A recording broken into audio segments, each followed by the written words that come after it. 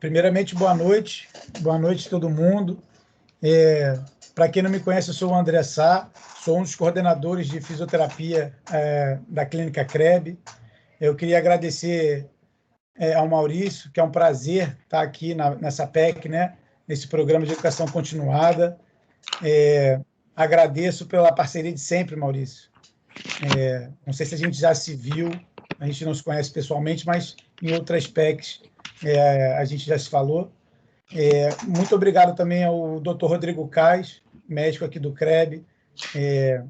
Estou falando em nome também da nossa gerente de fisioterapia, Tatiana Matos, e em nome de toda a equipe da fisioterapia. Tá? Muito obrigado aí pelo convite, obrigado por vocês estarem com a gente. Ok, obrigado então, André. Doutor Rodrigo, obrigado pelo aceite do convite, é sempre uma honra aí. A gente está aqui aprendendo e espero que a disponibilidade que esse vídeo estará nos canais do YouTube do CREB, assim como nas redes sociais, possam inclusive engrandecer e levar mais aprendizado aí para todos que estão nos acompanhando. Pois não, doutor Rodrigo, está com a palavra. Legal. Primeiro, muito obrigado. É um prazer estar aqui falando para todos que estão ouvindo. Vai ser uma aula um pouco diferente. Esse é um bate-papo de amigos, tá? Eu vou trazer uma aula que eu já proferi num simpósio do Cefam de Educação Física, porque eu acredito muito na multidisciplinaridade, da forma da gente trabalhar junto. Então, isso a gente tenta trazer aqui na clínica. Então, o CREB vem trazendo isso no passar dos anos, com os vários médicos, com os vários fisioterapeutas, terapeutas, e essa interligação é o que faz com que o paciente se sinta abraçado. Então, é mais ou menos nessa linha que a gente vai falar. Então, assim, é um bate-papo entre amigos, tá? Eu estou com o André, estou com o Maurício, me senti à vontade, estou me sentindo como se estivesse abraçado por todos que estão assistindo. Então, vai ser um bate-papo, eu vou abrir aqui a minha aula. Deixa eu ver se abriu aí, gente. Abriu, né? Isso. Bem, então a gente vai falar sobre traumatologia do esporte, tá? Eu sou o Rodrigo Caio, sou médico do esporte, sou cirurgião de joelho, sou ortopedista aqui do CREB. Tenho uma experiência já no esporte, eu fiquei em 2005, 2006, tem tempo já, Maurício, em Pittsburgh, onde eu tive experiência depois de fazer a formação em São Paulo em medicina esportiva e aqui no Rio também. Então, tive a oportunidade de ver vários esportes lá, isso me engrandeceu muito. A gente via muito futebol americano, que a gente consegue translar isso para cá. Depois eu tive na Suíça, onde a gente via outros esportes, que eram esportes totalmente diferentes, de esqui, esportes da neve. Então, você tem que entender o que é o esporte. Então, quando eu achei que eu sabia alguma coisa sobre traumatologia do esporte, eu tinha que entender o que era o esporte para poder tratar. Então, é importante essa visão, você está inserido nos esportes e nas situações que, eventualmente, você vai tratar. A mesma coisa você está no Miguel Couto e não entender de trauma. Você tem que entender o trauma que está chegando. Tá? Aqui são as instituições que eu represento, tá? As BOT, o Hospital da Lagoa, a PUC e a Sociedade de Joelho. Então, para tratar uma lesão traumática, o profissional da área médica, na verdade, de saúde, da fisioterapia e da educação física, eles devem ter conhecimento da anatomia, da biomecânica, dos mecanismos da lesão, do diagnóstico e do tratamento. Então, o que diferencia quem trata as lesões do esporte? Isso aqui é uma imagem do encontro das águas lá na Amazônia. Eu tive o prazer de dar um mergulho nessa região e você vê o seguinte, você vê que essas águas isso vão quilômetros e quilômetros, encontro de dois rios, de uma água lamacenta e de uma água mais negra, mais clara, e elas vão lado a lado sem se misturar. Então, mais ou menos é isso que a gente tem que, quando a gente vai fazer o nosso tratamento dentro da clínica ou eventualmente no ambiente esportivo, a gente tem que entender que cada um no seu quadrado, isso quer dizer, cada um na sua área de ação, mas a gente tem que entender que esse rio ele vai seguir no seu curso. E as pessoas, lado a lado, elas têm que seguir juntos, que isso no final vai ter um resultado muito melhor. Então, essa imagem, para mim, espelha muito bem o que a gente tem que ser. Então, não é só simplesmente cada um na sua. E entender o esporte. Então, a gente vê as especificidades do esporte, por exemplo, na esgrima, entender os movimentos, por exemplo, do waterpolo aqui nessa imagem central, dos para-atletas. A gente entende, por exemplo, no beisebol, que a gente tem muito pouco aqui no Brasil, mas quando a gente vê a rotação externa, eu acharia que seria muito patológico aquela rotação externa, mas não é real. Esses atletas têm uma rotação externa totalmente diferenciada.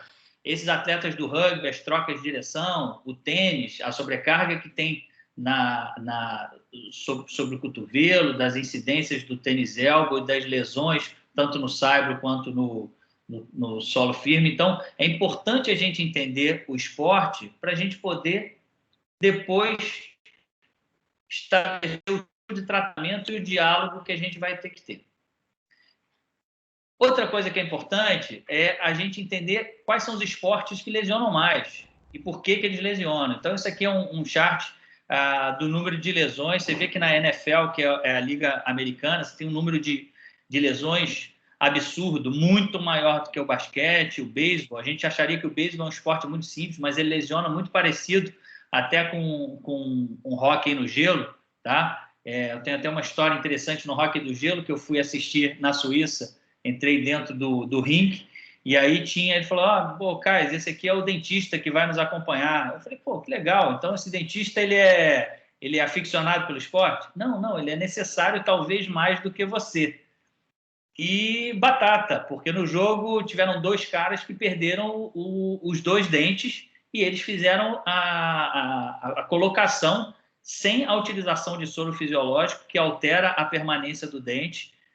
Eu também não sabia. E ele foi, colocou o dente e salvou. E um cara parecia aquele escandinavo, parecia o He-Man, e com um pivô central ali sem dente. Então, a gente entender quais são as lesões.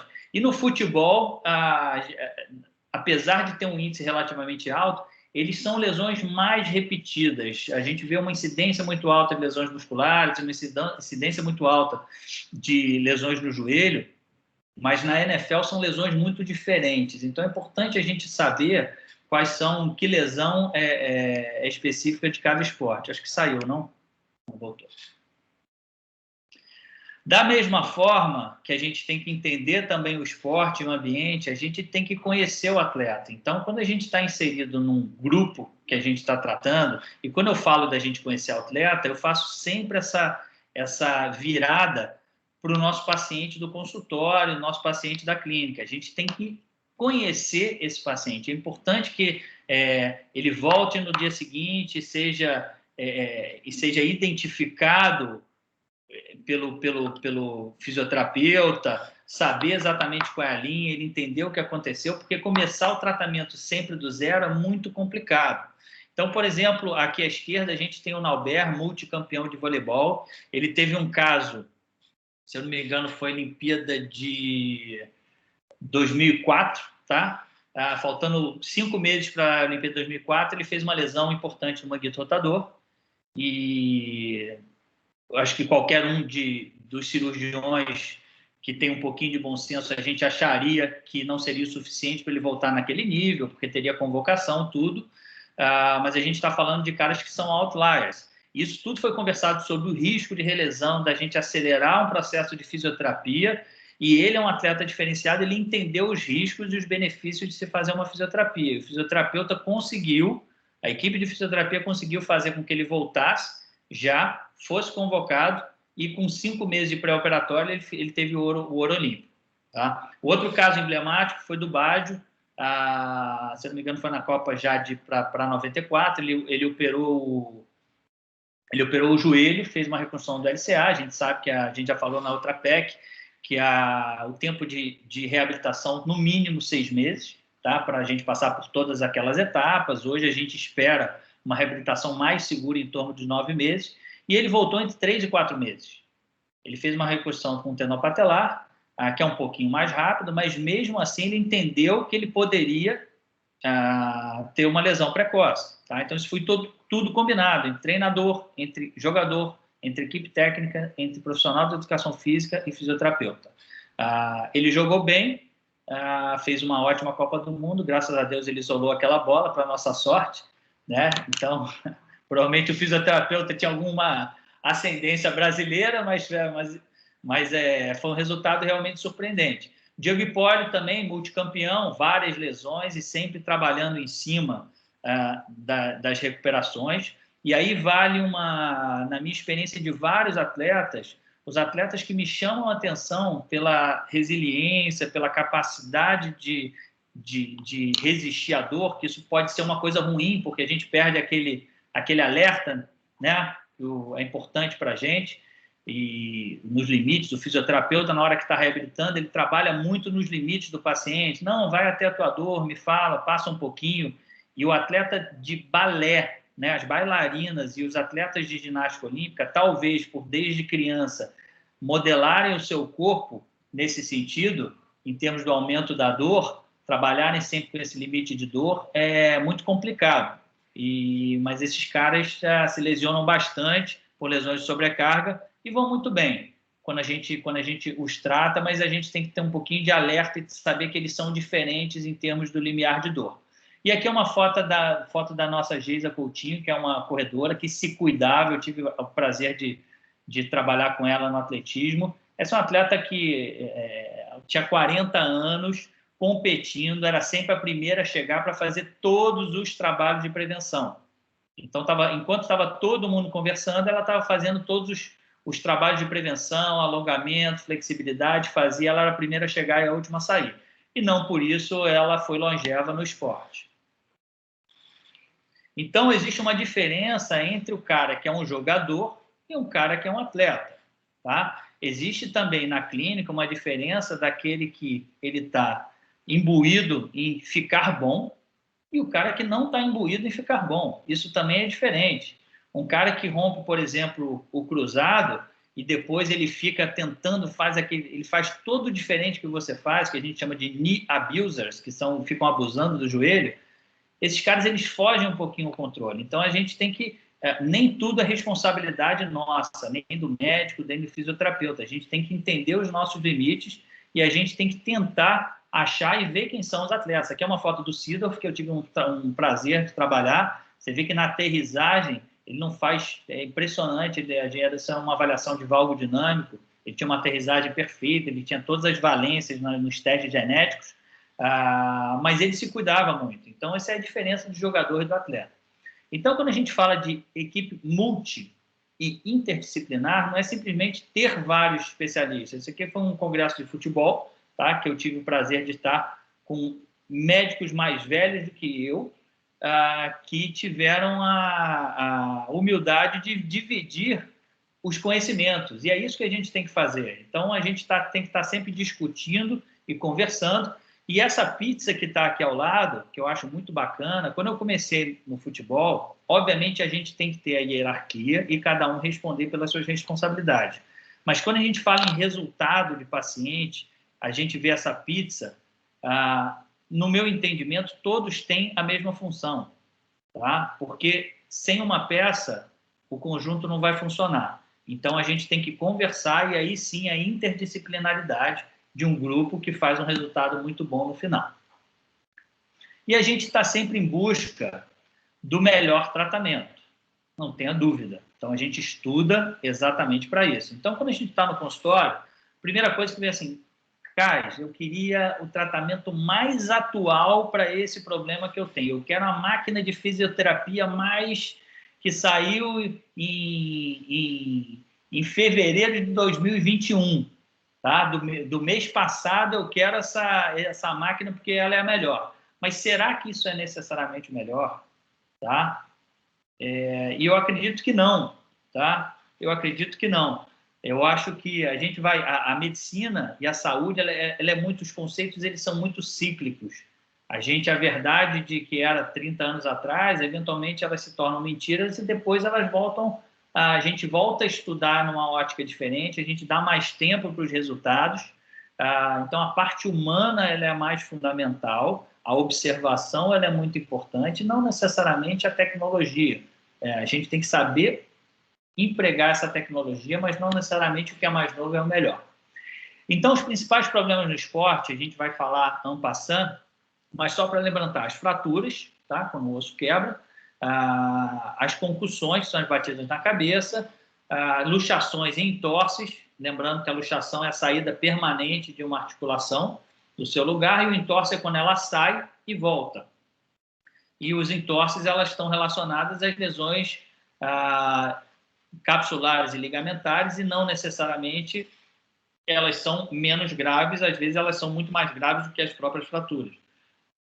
Então é importante essa nomenclatura falar, não, isso foi só uma luxaçãozinha. Não, luxação é a saída permanente da articulação do lugar dos dois ossos.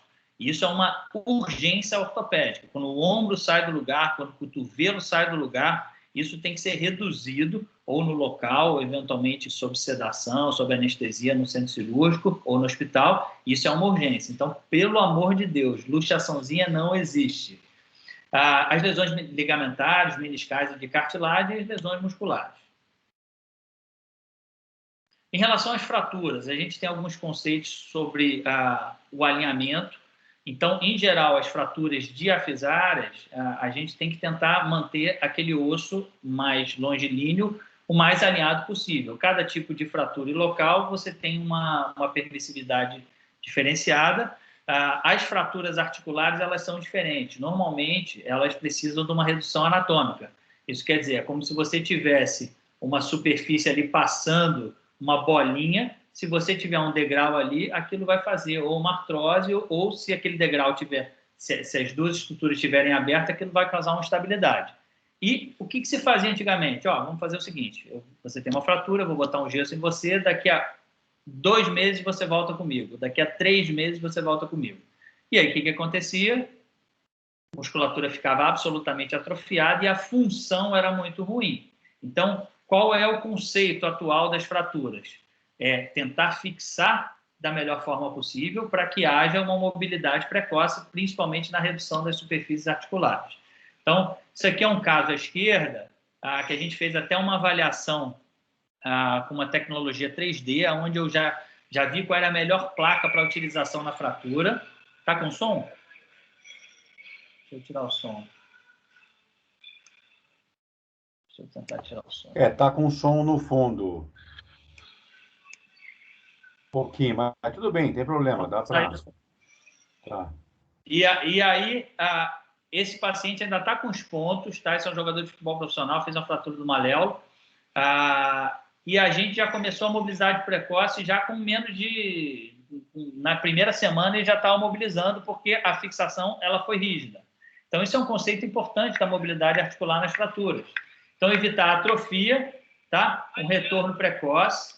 Então, a gente já vê assim que possível, assim que já tiver consolidado, ele já começa os trabalhos de carga, mas muito antes disso, isso a gente faz aqui na clínica, é a utilização da hidroterapia. Então, na água, ele já começa a fazer os gestuais específicos, assim que possível, a gente tem alguns protocolos no CREB, que coloca na piscina e começa uma mobilização precoce para que evite as atrofias, tá? Isso aí é só um causo, mas a gente são os casos de concussão. A história dessa, não sei quem já viu o filme desse chamado Concussion, do Will Smith, que foi a história que aconteceu em Pittsburgh. Então, essa história tinha um jogador que era um center do Pittsburgh Steelers, e ele foi achado morto na picape dele, e aí um patologista, Bennett O'Malley, se não me engano, foi em 2002, todo mundo ficou curioso com o que poderia ter acontecido, tá? Por causa da morte dele, fizeram uma autópsia e esse patologista viu que o cérebro dele era atrofiado, tá? E aí começou a se pesquisar isso, e aí viu que ele identificou, começou a se pesquisar isso em outros jogadores da NFL, a partir de uma observação, e viu que existia uma patologia em comum, que era uma encefalopatia traumática crônica desses jogadores, e aí tiveram umas ações multimilionárias. Por que eu coloquei esse exemplo? Tá? Porque isso mudou a regra do jogo. E a nossa observação dos profissionais de saúde, às vezes a gente pode mudar a regra do jogo.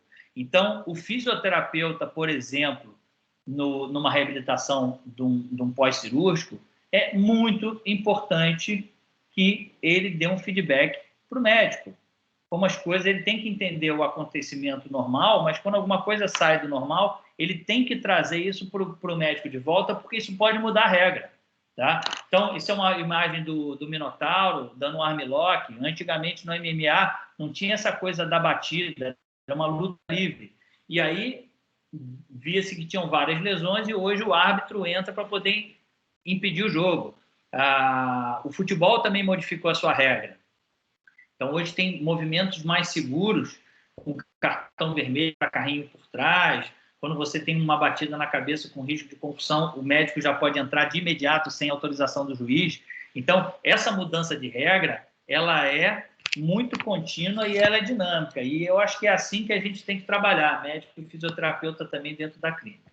Então, se a gente olhar para frente, eu falei muito sobre a traumatologia esportiva, porque a gente quer que tratar todo mundo para que as pessoas cheguem à idade mais velha, continuando para a sua prática de atividade física. Eu tive o prazer, eu falei para vocês que em 2005 eu estive nos Estados Unidos, e aí eu tive o prazer de trabalhar no Senior Olympics, que era uma Olimpíada Sênior americana, que foi fundada em 87, com 2.500 atletas, acima de 60 ou 65 anos, eu não me lembro. Em 2005 elas tinham 11 mil, agora em 2019 tinham 13 mil atletas.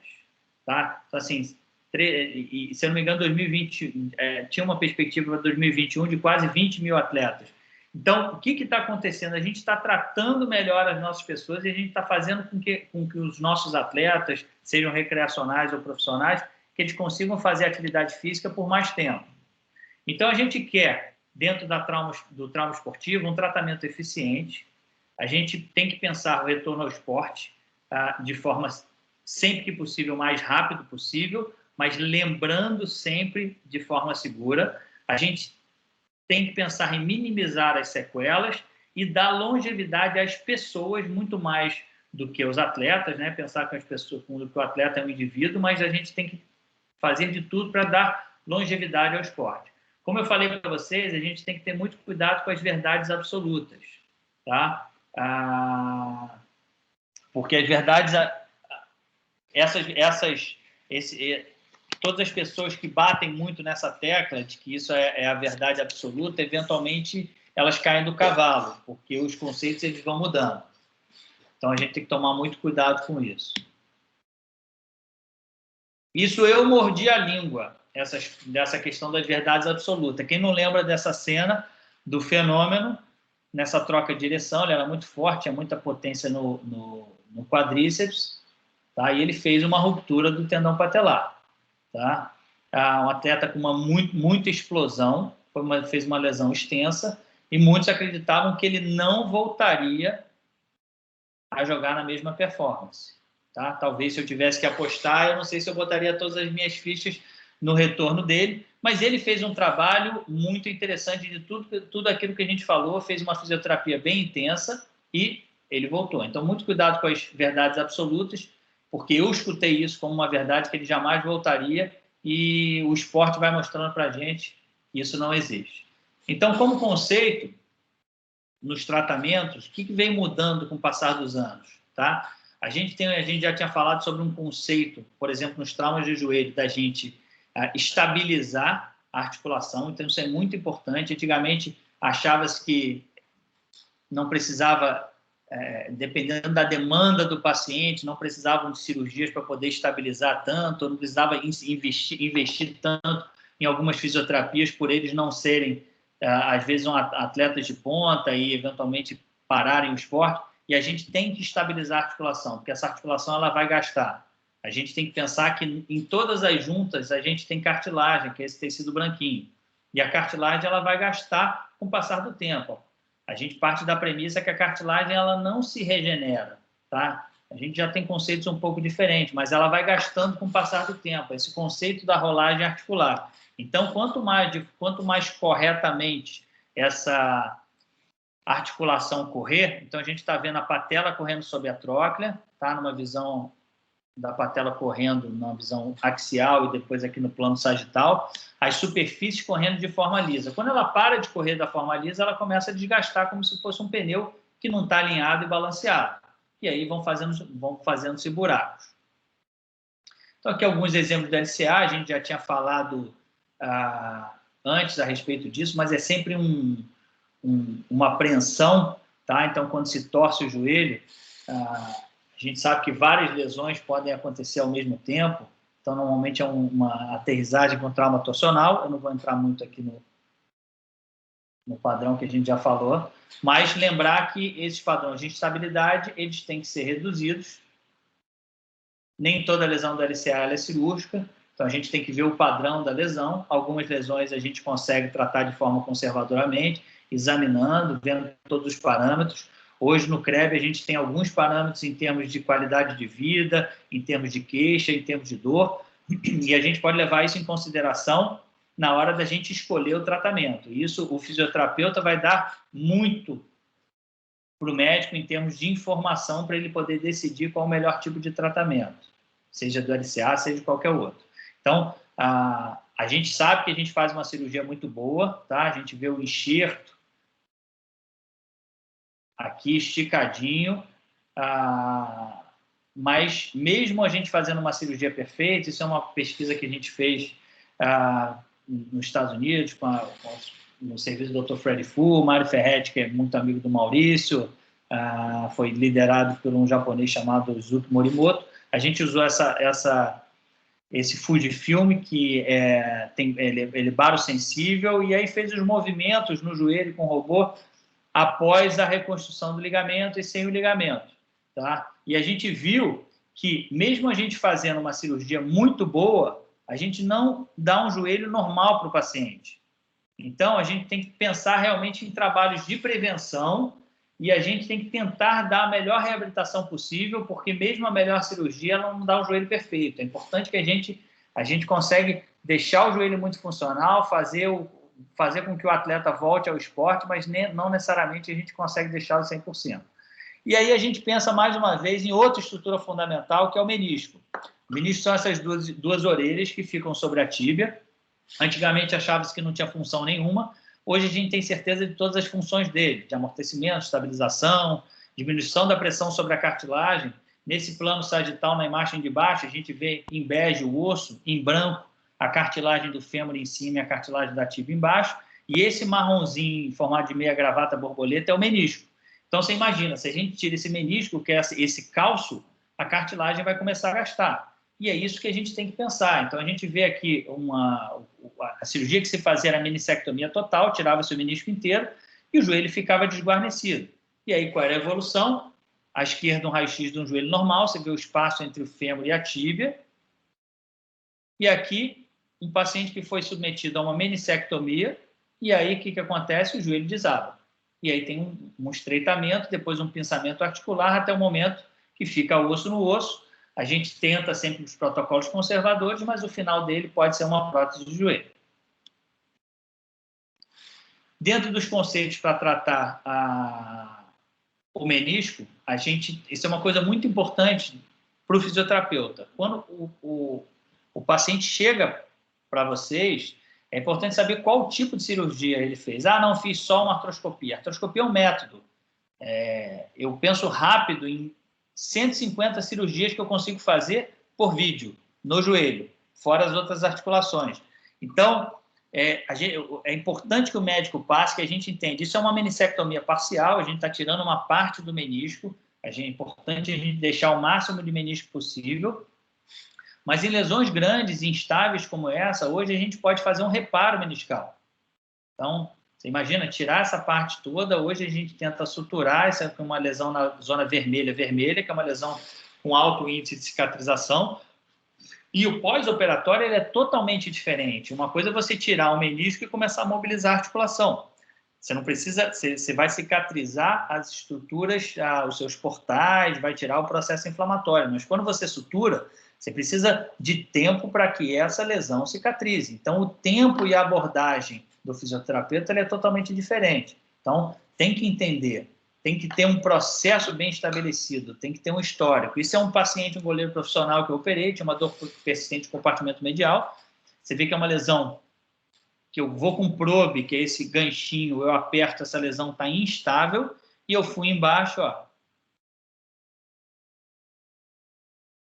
essa manobra de carga, ele subluxava para dentro, Eu já tinha suspeitado que eu poderia fazer uma sutura, eu fiz a sutura e eu quase fui mandado embora do clube na época. E botei aqui um aporte biológico, a gente pode botar células troncos, PRP, ou pode botar até um pouquinho de sangue do paciente com um coágulo, que a gente chama de fibrin plot. Mas por que eu estou falando isso? Porque tem que ter um entendimento que isso era o melhor para esse jogador.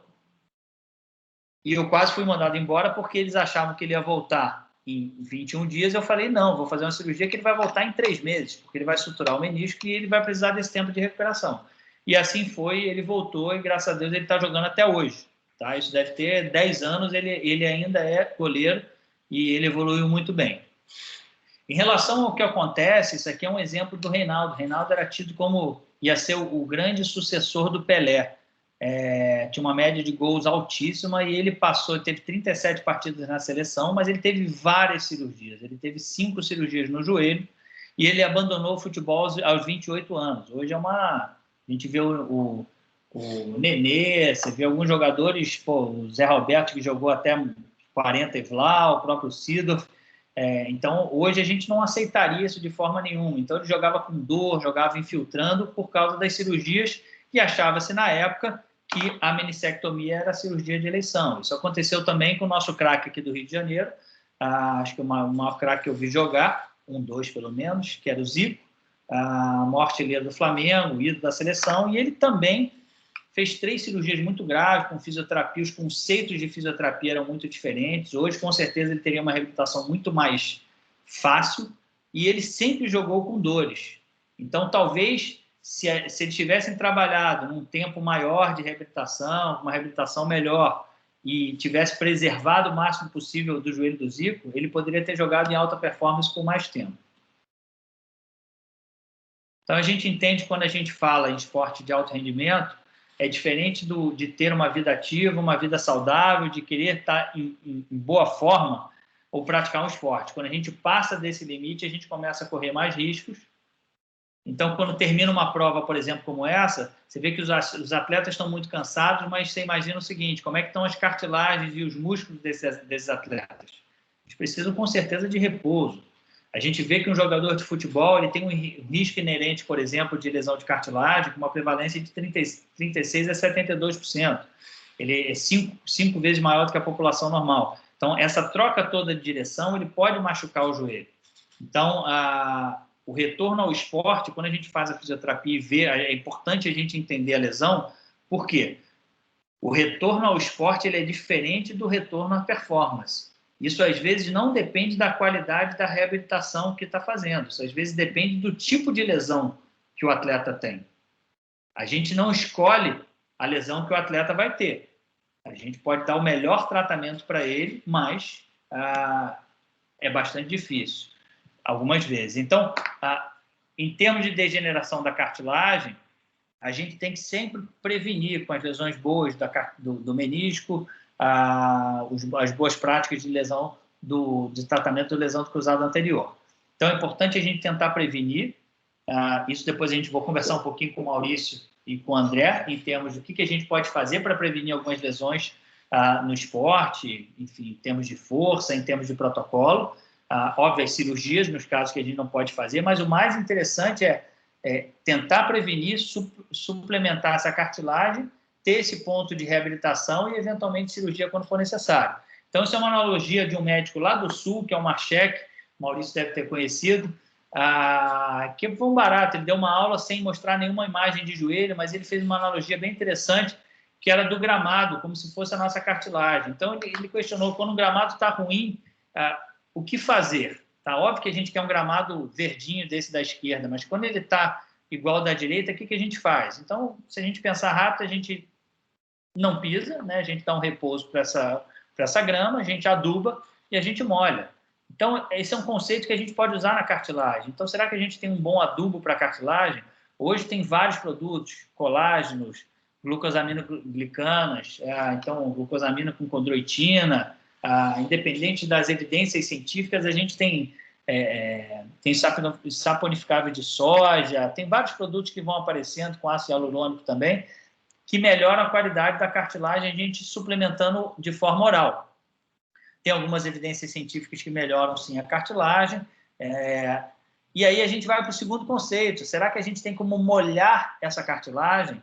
Isso eu tenho feito aqui na clínica, pelo menos há mais de 10 anos. Na verdade, há quase 15 anos. É um conceito que eu já faço há 15 anos, que é a utilização da viscosuplementação. Então, o que é isso? É uma injeção de ácido hialurônico exógeno.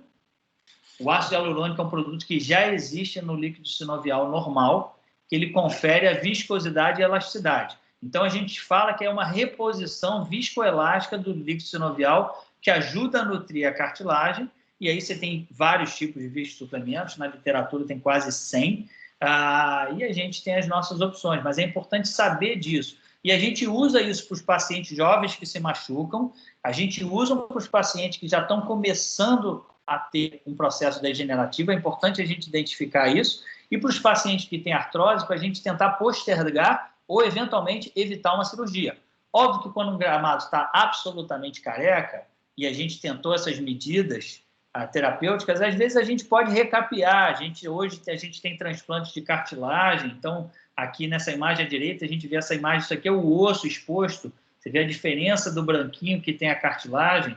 Então a gente tem opções, ou a gente fazer furinhos para crescer um tecido, a gente estimula as células pluripotenciais para crescer, a gente pode tirar plugs de cartilagem e colocar no lugar, ou do próprio paciente, ou eventualmente de um banco de tecidos, ou sutura de membranas de colágeno, que a gente já faz há alguns anos também. Tá? Eu fiquei em 2015 num serviço em Harvard, que é onde mais se fazia no mundo esse tipo de cirurgia, e a gente acompanhou os resultados, mas não é para todo mundo. Isso é para os casos muito pontuais, a maioria a gente consegue muito bem com um tratamento conservador. A gente tem a terapia regenerativa, com PRP, célula-tronco, alguns desses tratamentos ainda em evolução e regulamentação pelo Conselho Federal de Medicina, enxerto de banco de tecidos, tudo isso a gente tem que passar para o fisioterapeuta. E eu acho que eu vou encerrar por aqui, Maurício, para a gente poder discutir um pouquinho. Tinha um pouquinho de lesão muscular, mas o que eu queria passar realmente é esse conceito multidisciplinar, interdisciplinar, e a gente entender o que a gente está fazendo. Foi excelente, doutor Rodrigo, que aula bacana, super ampla. Tenho certeza que vai ser um material muito rico aí para ficar disponível aí para todos.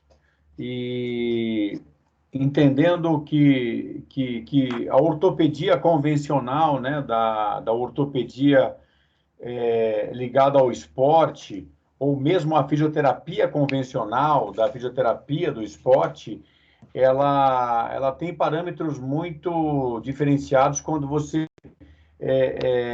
relata principalmente o retorno ao esporte, né, que nós chamamos de RTP, né, que é o Return to Play.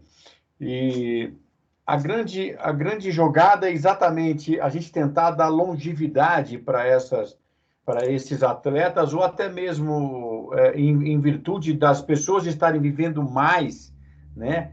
A gente está tentando, dentro da fisioterapia, com trabalhos preventivos, e vocês nas abordagens ortopédicas, a gente quer dar mais longevidade, quer dar mais qualidade de vida, né? Como, por exemplo, da prótese, como você mostrou, a prótese traz muita qualidade de vida para as pessoas, né? Assim, uma pessoa tomar a decisão de fazer uma artroplastia de joelho, é aquele momento onde a pessoa chega arrastando no seu consultório e fala, pelo amor de Deus, doutor, eu preciso estar melhor do que eu estou hoje, não é possível. Então, você vai trazer um benefício com isso, né? Até a gente fala assim, mas ele é muito velho para ter artrose. Não, é para ter a prótese. Não, mas a prótese é feita para velho, né? Então, a gente fica pensando nisso, né? Então, diante dessa brilhante apresentação aqui, eu queria levantar aqui uma discussão entre nós para tentar levantar alguns questionamentos que os pacientes nos fazem quando chegam à nossa frente, né? Então, primeiro que o paciente é bem diferente daquele paciente de 30 anos atrás, né? Porque ele tem muita informação. Então, quando falam para ele, olha, você tem artrose do joelho, aí ele vai no Google, ele pesquisa, ele vê o que é artrose, aí ele já chega com uma ressonância embaixo do braço, ele já fala qual é o tratamento que ele quer tomar, ele fala que ele quer tomar suplemento em vitamina para cartilagem, né? Então, aquela pergunta que eu gostaria, assim, que eu gostaria de colocar, a partir de que momento a gente começa a perder cartilagem, então, né? Então, assim, em que momento a gente pode agir como prevenção, né? Pensar em prevenção das lesões de cartilagem? Controle do peso, entendo. Talvez alimentação, um bom sono, atividade física. Então, eu queria colocar um pouco essa discussão, que é exatamente a problematização, né? Aquelas questões que o paciente nos coloca quando sentam na nossa frente.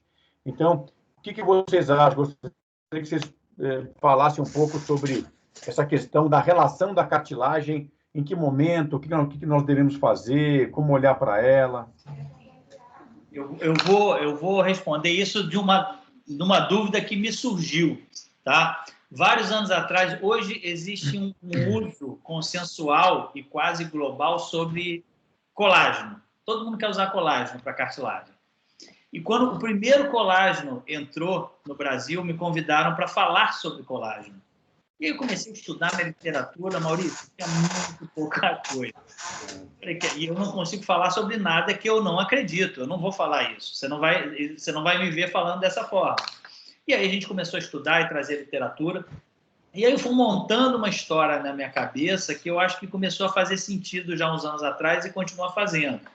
Eu acho que depois de qualquer lesão, principalmente quando você tem um trauma articular, potencialmente você machuca essa cartilagem.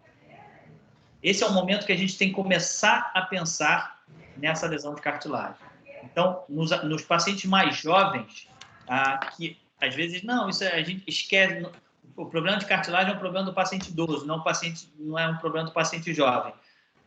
A partir daí eu comecei a mudar e pensar de uma forma diferente, porque talvez eu pudesse mudar o caminho desse rio, eu pudesse mudar a história natural da doença nessa questão de prevenção, já trabalhar, ver quais são os déficits musculares dele, porque às vezes ele vem por uma coisa, ele dá um tiro num passarinho e mata outro. E já é tão difícil o paciente vir ao médico.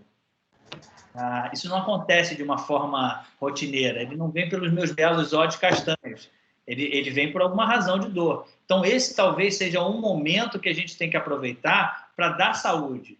Tá? Tem uma sociedade chamada American Academy of Lifestyle.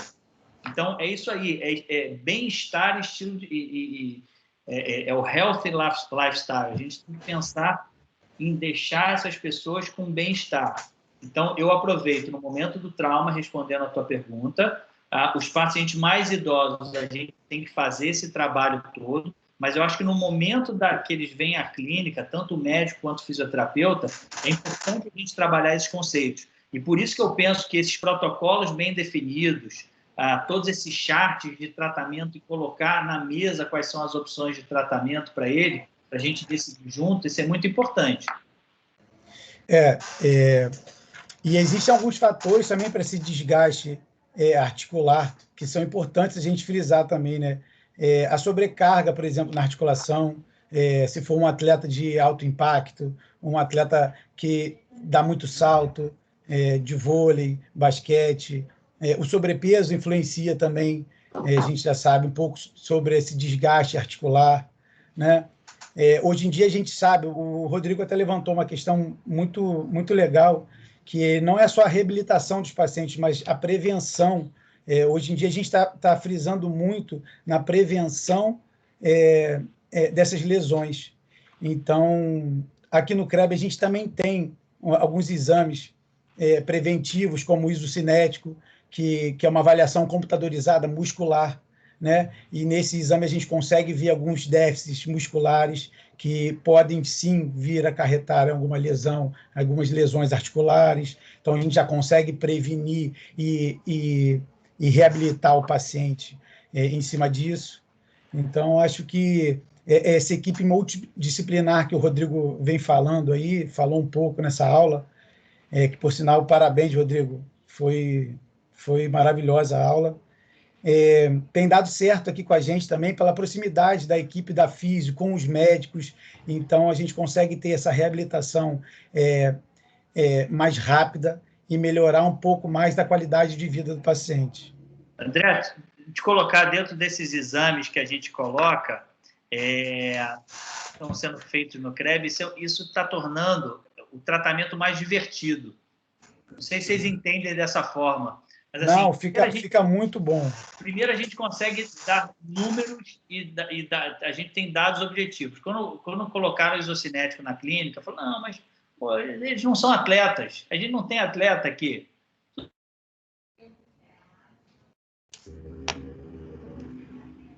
Acho que travou, né? Travou. Acho que travou. Mas eu acho que o que o Rodrigo queria falar, eu esperar o Rodrigo voltar um pouquinho. Bem... Oi, Rodrigo. Deu uma travada na sua resposta. Ele está... Vou tentar pegar um pouquinho da resposta dele. Acho que o que ele quis dizer é que a gente tem uma gama de exames e de ferramentas para trazer essa qualidade, né, Maurício, para o paciente. Sem dúvida, sem dúvida. Essa qualidade de tratamento. Então, eu acho... Voltou agora voltou. Então, é muito legal essa parte que eu falei que é divertido da gama, é a gente mostrar o parâmetro de força, comparar ele com outras pessoas, comparar ele com ele mesmo. Isso é muito legal. Meu amigo, você assim 6 meses atrás. A gente vê uma avaliação de pisada, a gente tem a parte toda tem uma avaliação de postura 2D com fotos, que eu acho que ainda se usa muito menos, mas é muito interessante essa autopercepção. O paciente vê como ele está. Uma coisa muito simples que eu costumo fazer, às vezes, é tirar foto dos pacientes de costas. Os pacientes não se veem, né? Eles não têm noção como é que eles estão. Então, eu acho que já tem outras ferramentas que a clínica está usando para poder colocar isso de uma forma muito clara para o paciente. E aí, a gente faz parte do processo de informação. Eles vêm com uma informação, às vezes com preconceito ou algo pré-concebido, e a gente vai em cima desse conceito e deixa ele muito mais claro e mais sólido, ou, eventualmente, a gente desmistifica isso, a gente coloca de uma forma mais clara e de uma forma mais científica para o paciente. Então, assim, esse papo, antigamente achar, mas o paciente veio cheio de perguntas. Ótimo, eu só quero que venha com cada vez melhores perguntas e perguntas mais que façam sentido. Eu quero que eles tenham boa qualidade de informação, porque o tratamento vai ser melhor dessa forma. Bem legal essa forma de a gente abordar, porque antigamente, quando a pessoa falava que ela tinha uma artrose, por exemplo, a pessoa se colocava em repouso, às vezes, né? Então, ela evitava, então se afastava das atividades, ficava mais sentada, e a própria abordagem, né, da equipe multidisciplinar era tentar tirar a pessoa daquele momento doloroso. E hoje a gente sabe que a cartilagem se nutre pelo movimento, né? Então, ela estabelece todas as propriedades mecânicas dela através do movimento. Gostei muito dessa relação do campo de grama, né? Então, então você está ali, você não pisa, espera o campo descansar, coloca um adubo ali, molha um pouco, né? É a mesma coisa da esponja, aquela esponja amarela, né? Que quando você compra no supermercado e ela está seca e você joga no chão, ela quica. Quando você enche ela de água, primeiro que ela aumenta de volume, né? E segundo que quando ela cai no chão, ela amortece, né? Então, é importante entender que a cartilagem, a primeira função dela é absorver carga. Então, é importante a pessoa manter uma leve atividade física, uma leve movimentação, para que essa cartilagem consiga se nutrir. E a questão do colágeno também, né? A gente sabe que o colágeno tipo 2, ele foi isolado há pouco tempo, né? Então, as pessoas, às vezes, tomavam suplementos de colágeno que não eram exatamente para o propósito que foi estabelecido, né? Como hoje a gente consegue ver, né, doutor Rodrigo, a questão do sulfato de condroitina e glucosamina, né? Então, primeiro que há uma necessidade de estudos mais encorpados, né, para que a gente possa entender, mas a gente nota que o paciente, alguns pacientes sentem conforto com isso, não dá, trabalha com a matriz da célula, mas você não consegue mensurar. Então, existe muita discussão. E fora, não estou nem falando em charlatanismo no sentido da cartilagem de tubarão, que você compra em qualquer loja de suplemento, a pessoa vende raiz para não sei o quê, e assim vai, né? Então, eu acho que precisa tomar um pouco de cuidado, principalmente, eu não sou crítico a coisas novas, mas eu acho que o que está chegando precisa ser mais bem trabalhado, como, eu vou dar um exemplo para vocês, sem me aprofundar, mas ozonioterapia, né? Que está tendo uma discussão atual, a própria injeção de ácido hialurônico, houve uma série de mudanças. No começo eram 3 doses, você lembra disso, Rodrigo? Tomava uma dose a cada 2, 3 semanas, iam tomando, aí agora é dose única. Então, eu acho que a gente precisa conhecer mais isso para tentar trazer maior benefício. Mas não tenha dúvida que a fisioterapia e uma boa avaliação clínica do médico, ela é soberana a tudo isso. Ela é soberana a tudo isso. Então, realmente, eu acho que é muito esclarecedor. E aí gostaria, se vocês não tivessem mais, que eu fizesse as considerações finais aí, para a gente falar e, numa outra oportunidade, a gente avançar em algum ponto aí. Sim, eu só gostaria de fazer uma pergunta para o doutor Rodrigo. A gente falou um pouquinho sobre viscosuplementação. Eu queria que você falasse um pouquinho para o pessoal também que está assistindo a gente, Rodrigo.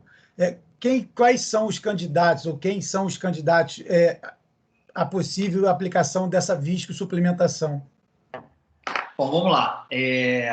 A viscosuplementação está indicada em caso de lesão de cartilagem e, de uma forma mais importante, em casos de artrose. Tá? O início da viscosuplementação, então a gente divide a artrose em 5 graus por uma radiografia. Então a gente vê como é que fica o fêmur em relação à tíbia e o quanto de espaço que ele tem. Isso quer dizer, quanto aquele compartimento ele está falhando até o momento que ele fica osso com osso.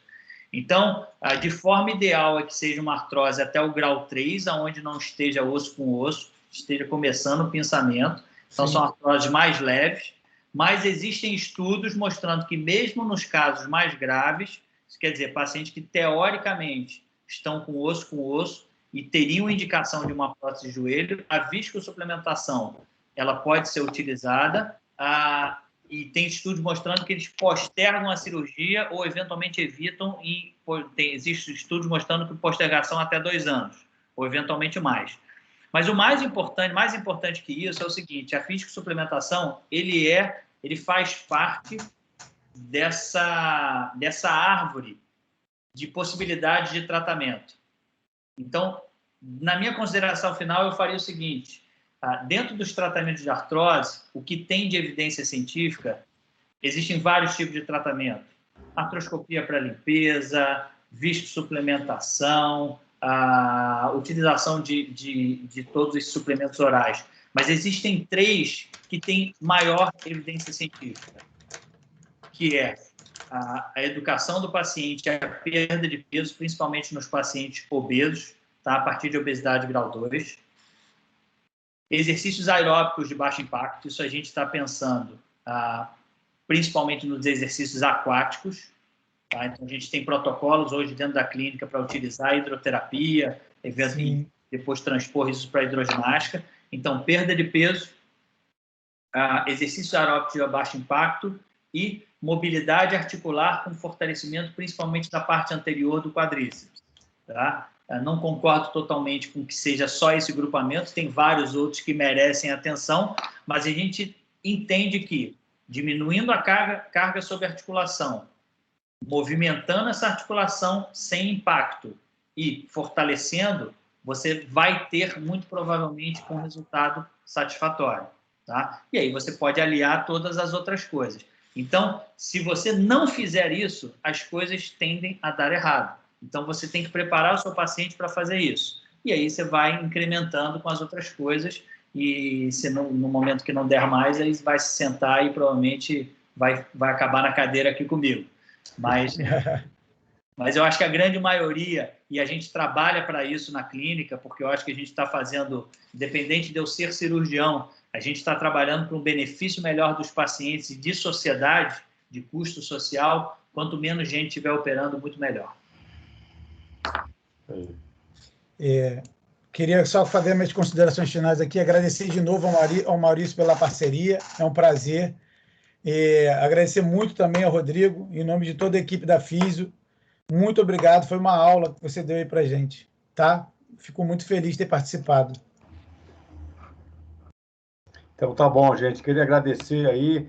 Essa aula estará, então, disponível nos canais do CREP aí, no canal do YouTube, principalmente. Espero que todos tenham muito proveito disso. E essa é uma semente plantada que, com certeza, a gente vai conseguir resgatar muitos profissionais aí do CREP, que tem feito um trabalho tão bacana, tão empenhado na empatia com o paciente. Isso só engrandece e traz o bem-estar para os nossos pacientes aí. Obrigado a todos e boa noite e até a próxima. Obrigado. Boa noite, obrigado.